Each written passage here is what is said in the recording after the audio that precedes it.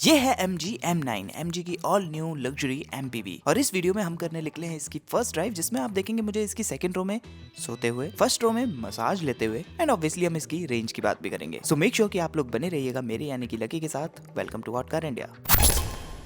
और आइए बिना टाइम वेस्ट किए M9 के बारे में डिस्कशन करते हैं डिटेल में ड्राइव करते हुए। तो सबसे पहली चीज़ तो इसकी जो प्रेजेंस है वो आपको ऑनेस्टली अच्छी लगेगी। बड़ी गाड़ी है, 5.2 मीटर से ज़्यादा की इसकी लेंथ है, 2 मीटर की इसकी विड्थ है और लगभग 1800 mm की हाइट है। No visibility reported ahead. और यही कुछ 3200 mm का इसका व्हील बेस है। एज अ रिजल्ट इसमें स्पेस आपको काफ़ी अच्छा मिलता है। नाउ इसके डिज़ाइन के बारे में आप लोगों के क्या थॉट्स है, let me know in the comment section.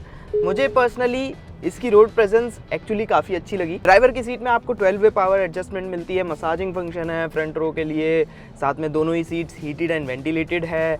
लेकिन एक चीज़ है कि जो भी सारी की सारी सेटिंग्स है ना, आपको यहाँ इस स्क्रीन के थ्रू करनी पड़ती है। जब आप इस स्क्रीन के मेन सॉफ्टवेयर पे आएंगे जो कि MG का सॉफ्टवेयर है, पहली बात तो यार ये MG वाले हर गाड़ी में स्पेशली अपनी EVs में डिफरेंट सॉफ्टवेयर्स क्यों देते हैं समझ नहीं आता है, और ये तो बिल्कुल ही अलग है और कहीं ना कहीं थोड़ा सा कंफ्यूजिंग भी है। यहाँ पे जितनी भी मेन सेटिंग्स है आपकी इस गाड़ी की, वो ये सेटिंग का जो आप आइकॉन देख रहे हो इसको क्लिक करोगे, यहाँ पे आपको मिल जाएगा। जैसे कि आप अपनी ड्राइविंग मोड्स को चूज कर सकते हो। आपके पास 3 ड्राइविंग मोड है, नॉर्मल, इको एंड स्पोर्ट। और इससे याद आया कि मैं इस गाड़ी को किसी पर्टिकुलर मोड में एज सच ड्राइव नहीं कर रहा हूँ, तीनों ही मोड्स में इसको टेस्ट करते जा रहे हैं हम। और वीडियो के एंड में मैं आपको इसकी रेंज भी बताऊंगा जो इसने हमें दी है, बट वो काफ़ी बेसिक सी होगी। और एक चीज़ और मैंने नोट की कि जिस सेगमेंट की ये गाड़ी है उस सेगमेंट के हिसाब से ये काफ़ी क्विक है। जैसे ही आप फुट डाउन करते हो ये काफ़ी तेज़ भागती है एक्चुअली। और इससे मुझे याद आते हैं इसके पावर फिगर्स। तो 245 हॉर्स पावर की मोटर है जो कि फ्रंट व्हील्स को पावर कर रही है, 350 न्यूटन मीटर्स ऑफ टॉर्क वो डेवलप करती है और आपको इंस्टेंटली डिलीवर भी कर देती है। और इस मोटर को पावर देता है एक 90 किलोवाट आवर का battery pack, NMC battery pack है। और MG का कहना है कि हमारी इंटरनल टेस्टिंग के अनुसार ये 548 किलोमीटर तक की रेंज आपको डिलीवर कर सकती है। फास्ट चार्जिंग के लिए उनका कहना है कि 30 to 80% तक ये 30 मिनट्स में चार्ज हो सकती है। And with all these things clear, अभी मैं थोड़ी देर में इसकी राइड क्वालिटी के बारे में भी बात करता हूँ, लेकिन उससे पहले थोड़ा सा इसके टेक्नोलॉजी पैक की भी बात कर लेते हैं, वो भी ज़रूरी है। तो जैसा कि आप इस लिस्ट में ऑब्जर्व कर सकते हैं, ये काफी वेल इक्विप्ड है। और अब चलते हैं इसकी सेकंड रो में और वहाँ करते हैं फीचर्स की बात। 16 वे पावर एडजस्टमेंट है इसमें। तो बेसिकली यहाँ पे आपको एक टच स्क्रीन दिखेगी जिसको आप अनलॉक करोगे तो उसमें आपके सारे के सारे कंट्रोल्स हैं। जैसे कि आप इस रिक्लाइन को सेट कर सकते हो अपने हिसाब से, या फिर लेग रेस्ट को रेज कर सकते हो। जो ये आपका हेड रेस्ट है इसको भी आप ऊपर नीचे अपने हिसाब से एडजस्ट कर सकते हो। और यहाँ पे एक आपको एक्सटेंड मोड मिलता है। उसमें बेसिकली क्या है ना कि ये सीट एकदम एक्सटेंड हो जाएगी। Let me show it to you. So अब मैं प्रॉपर बॉस मोड में आ चुका हूँ। मतलब अगर मैं बॉस होता तो मैं ऐसे ट्रैवल करता। मैं बॉस नहीं हूँ तो मैं इसको वापस से रीसेट कर लेता हूँ। फर्दरमोर इन सीट्स में आपको वेंटिलेशन मिलती है, हीटिंग भी मिलती है और मसाज फंक्शन मिलता है। तो आपके पास 1 2 3 4 5 6 7 8 तरह की मसाजेस हैं। यहाँ से आप AC को भी कंट्रोल कर सकते हो। 3 जोन क्लाइमेट कंट्रोल आता है MG M9 में। फ्रंट में ड्यूल जोन है और पीछे इस पूरे के पूरे सेकेंड और थर्ड रो के लिए अलग से जोन है। व्हीकल के कुछ कंट्रोल्स भी आप यहाँ से कर सकते हो, जैसे कि सनरूफ ओपन करना, विंडोज़ ओपन करना। ये जो आपका सन ब्लाइंड है यहाँ पे आपको मैनुअल दिया हुआ है। आई विश कि ये पावर्ड होता, क्योंकि अगर मैं एक करोड़पति बंदा हूँ जिसके पास इतना सारा पैसा है तो मैं मैनुअल काम नहीं करना चाहूँगा। और एम्बिएंट लाइट भी आप यहाँ से कंट्रोल कर सकते हो इसी स्क्रीन से। डोम लाइट्स, आपकी ये लाइट्स बेसिकली उनके लिए भी, मतलब दिस इज़ द आयरनी ना कि आपको ये मैनुअली करना पड़ रहा है, लेकिन जो वो लाइट है उसके लिए आपको बटन दबाने की ज़रूरत नहीं है, वो आप यहीं स्क्रीन से कर सकते हो। अगर आप गर्म मौसम में ठंडा होना चाहते हो तो आप समर कूल दबा दो, या फिर ठंडे मौसम में थोड़ा सा गर्म होना चाहते हो तो विंटर वार्म दबा दो। और इसमें एक रेस्ट मोमेंट भी दिया हुआ है जिसको आप दबाओगे तो लेट्स सी कि क्या होता है।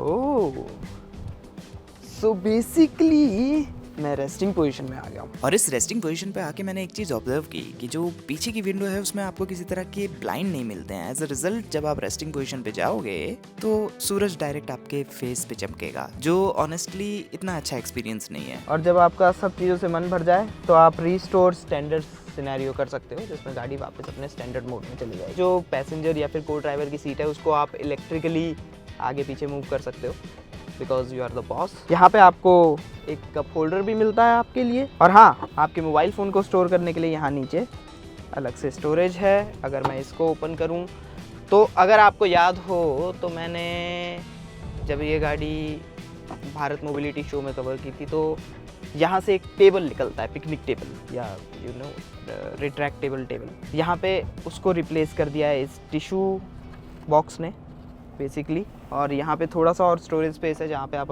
अगेन अपना मोबाइल फ़ोन अगर चाहो तो स्टोर कर सकते हो या फिर वॉलेट वगैरह रख सकते हो। और यहाँ पे ही आपके टाइप सी और नॉर्मल USB पोर्ट भी उपलब्ध है। और हाँ, यहाँ सेकंड रो में आपको अपने लिए इंडिविजुअल स्क्रीन्स भी मिलती हैं जिसमें आप अपने मोबाइल फ़ोन को मिरर कर सकते हो या फिर अन्य तरीके से अपना एंटरटेनमेंट एंजॉय कर सकते हो। हालांकि मोबाइल मिररिंग वाला जो फीचर था वो हमें इतना कुछ खास ईजी नहीं लगा। फर्दरमोर जैसा कि आप ऑब्जर्व कर सकते हो कि पीछे यहाँ थर्ड रो भी है जिसमें एंट्री और एग्जिट करना भी ईजी है, और यहाँ पे 3 लोगों के बैठने की जगह है। लेकिन जब 3 लोग बैठेंगे ना तो बीच में बैठने वाले को हेडरेस्ट की कमी फील होगी, और जब सिर्फ 2 लोग बैठेंगे तो उनको आर्म रेस्ट की कमी फील होगी। और ये हैं इसकी सेकंड रो में मिलने वाले सभी फीचर्स। अगेन ये लिस्ट भी काफी अच्छी है। और अब चलते हैं वापस फर्स्ट रो में और वहाँ के इंटरेस्टिंग फीचर्स आपको दिखाते हैं। जैसे कि इसमें आपको सेफ्टी के लिए ADAS सिस्टम्स मिलते हैं, और साथ में MG ने ड्राइवर मॉनिटरिंग सिस्टम भी इंक्लूड किया हुआ है। तो वहाँ A पिलर पे कैमराज और सेंसर्स माउंटेड है बेसिकली, जो कि मेरा ध्यान रख रहे हैं और देख रहे हैं कि कहीं मेरे को फटीक तो नहीं हो रहा है या फिर मेरा ध्यान जो है वो रोड पे है कि नहीं है। उनको अगर ऐसा लगता है कि मैं थोड़ा सा भी डिस्ट्रैक्टेड हूँ तो वो मुझे अलर्ट कर देते हैं। और बाकी ये है इसमें मिलने वाले सभी ADAS सिस्टम्स। आपके इंफोटेनमेंट के लिए या फिर ये कहूँ कि आपके शॉफर के इंफोटेनमेंट के लिए यहाँ पे एक 12.3 इंच की स्क्रीन है जिसमें wireless Apple CarPlay, Android auto कुछ भी कनेक्ट हो सकता है। और बाकी जैसे मैंने बताया कि सारे के सारे जितने भी कंट्रोल्स हैं आपकी गाड़ी के वो यहीं से आपको करने पड़ते हैं, चाहे वो आपके हेडलैम्प्स के कंट्रोल हो या फिर सीट में अगर आपको लेट्स से मसाज ऑन करनी है।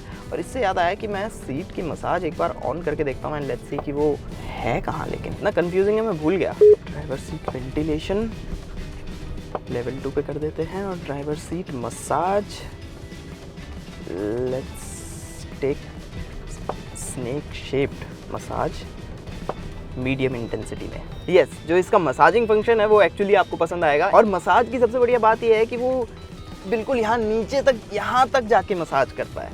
काफ़ी गाड़ियों में ज़्यादा नीचे मसाज नहीं होती है बट इसमें होती है, एंड आई लाइक दैट। तो बेसिकली जो कंफर्ट ओनर को सेकंड रो सीट में मिल रहा है वही सेम कंफर्ट ड्राइवर और उसके बॉडीगार्ड को यहाँ फ्रंट रो सीट्स में भी मिलेगा। एंड जस्ट इन केस अगर कभी आप खुद ड्राइव करोगे तो उस केस में आपको भी मिलेगा। लेकिन एक चीज़ जो मुझे कुछ खास पसंद नहीं आई वो है इसका ये digital driver display, instrument panel या डिजिटल क्लस्टर, जो भी आप बोलना चाहें, क्योंकि इट्स प्रीटी बेसिक। मतलब बस आपको स्पीड दिख रही है और कोने में आपको एक रेंज दिख रही है कि रिमेनिंग रेंज कितनी है। उसके अलावा ज़्यादातर चीज़ें समझ नहीं आती है। मतलब सब कुछ छोटा छोटा लिखा हुआ है। इट्स लाइक कि जो स्पेस है ना उसको इतने अच्छे से यूटिलाइज नहीं किया गया है। ये अभी मुझे अलर्ट करते हुए, क्योंकि सामने वाली गाड़ी ने बहुत ही पैनिक में ब्रेक मारी। और हाँ, इसको ड्राइव करते हुए एक चीज़ की जो आदत डालनी पड़ेगी वो है डिजिटल IRVM कैमरा की फीड है, जो कि यहाँ IRVM में आ रही है। एंड एक्चुअली ये फीड काफ़ी अच्छी है, किसी तरह के लैग वगैरह आपको इसमें फील नहीं होते। क्वालिटी भी काफ़ी अच्छी है और नाइट में विजिबिलिटी भी इसकी काफ़ी अच्छी थी। और अभी थोड़ी देर पहले बारिश हो रही थी, उसमें भी ये काफ़ी अच्छे से परफॉर्म कर रहा था। और अगर आप उन लोगों में से हो जो कि अपने साथ बहुत सारा सामान लेके चलते हैं, आपके पास हर चीज़ के लिए एक अलग से बैग होता है, जैसे लंच के लिए अलग से बैग हो गया, फिर आपके वाटर बॉटल के लिए अलग से बैग हो गया, लैपटॉप के लिए अलग से बैग हो गया, तो you don't have to worry, क्योंकि यहाँ पे बहुत सारा स्पेस है। आराम से आपके काफ़ी सारे बैग्स भी आ जाएंगे। अगर आपके पास बहुत सारे मोबाइल फ़ोन्स हैं तो वो भी आ जाएंगे। और ओवरऑल जो इस पूरे के पूरे कैबिन की प्रीमियमनेस है, जो फिट एंड फिनिश है, जो मटेरियल्स यहाँ पे यूज़ किए गए हैं, ऊपर आपको सॉफ्ट टच मिल रहा है, लेदरेट मिल रहा है, स्वेड मिल रहा है, आप किसी भी तरह से डिसअपॉइंट नहीं होगे, प्रॉपरली सेटिस्फाइड रहोगे। और अब बात करते हैं इसके ड्राइविंग कैरेक्टर की। अब देखिए, क्योंकि एक ईवी है तो डेफिनेटली ड्राइव करने में एक ईवी जैसी फील होती है। तो जैसे ही आप पैडल दबाते हो आपको इंस्टेंट टॉर्क मिलता है और आप क्विकली रैपिडली एक्सेलरेट करते हुए निकलते जाते हो। लेकिन अच्छी बात यह है कि जो इसके थ्रॉटल का कैलिब्रेशन है वो MG ने अच्छा किया है, तो थ्रॉटल ऑन ऑफ स्विच जैसा फील नहीं होता है। एंड डिपेंडिंग ऑन मोड वो अपनी सेंसिटिविटी भी बदलता रहता है। फर्दरमोर इसमें आप काफ़ी चीज़ें चूज़ कर सकते हो, जैसे कि आप स्टीयरिंग कैसे चाहते हो, स्पोर्ट मोड में चाहते हो या फिर नॉर्मल मोड में चाहते हो, ब्रेक फील आप कैसा चाहते हो, स्पोर्ट मोड में या फिर नॉर्मल मोड में, काफ़ी चीज़ें आप इसमें एडजस्ट कर सकते हो।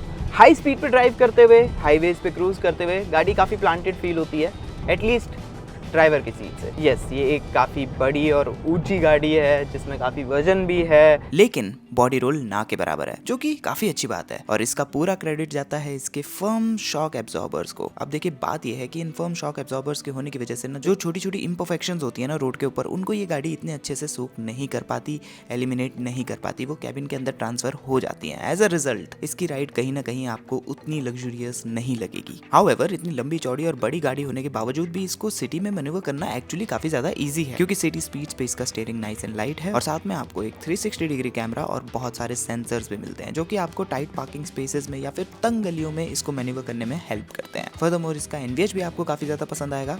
फर्स्ट ऑफ ऑल, इसमें किसी तरह के इंजन साउंड तो है नहीं, क्योंकि एक ईवी है। उसके साथ साथ ये कैबिन को एम्बिएंट नॉइज से भी काफी अच्छे से आइसोलेट करके रखती है। एंड लास्टली इसकी विजिबिलिटी की बात भी कर लेते हैं। तो आपको अच्छा खासा ग्लास एरिया मिलता है, आप कहीं भी नज़र मारोगे, चाहे आरवीएम से मारो या फिर ओआरवीएम से मारो, ऐसा आपको कहीं भी ब्लाइंड स्पॉट क्रिएट होता हुआ नहीं दिखेगा। तो विजिबिलिटी वाइज तो रिपोर्ट ओके है। फाइनली इसकी रेंज की बात भी कर लेते हैं। तो थ्रू आउट हमारी फर्स्ट ड्राइव में जो इसने हमें रेंज निकाल के दी वो थी क्लोज टू 300 किलोमीटर्स। नाउ, जैसा कि मैंने पहले भी बताया था कि ये जो रेंज फिगर है ये काफी बेसिक टेस्टिंग वाला होगा, क्योंकि हमने इसका डेडिकेटेड रेंज टेस्ट नहीं किया है। तो रेंज टेस्ट हम इसका एक बार फिर से करेंगे फ्यूचर में। एंड दैट्स इट, इस वीडियो में सिर्फ इतना ही। अब आप लोगों की बारी है, आप लोग बताइए कि आपको MG M9 कैसी लगी। Let us know in the comment section. और क्या लगता है आपको कि MG किस प्राइस पे लेके आएगी इसको, इसके ऊपर थोड़ा सा डिस्कशन करते हैं कमेंट सेक्शन में।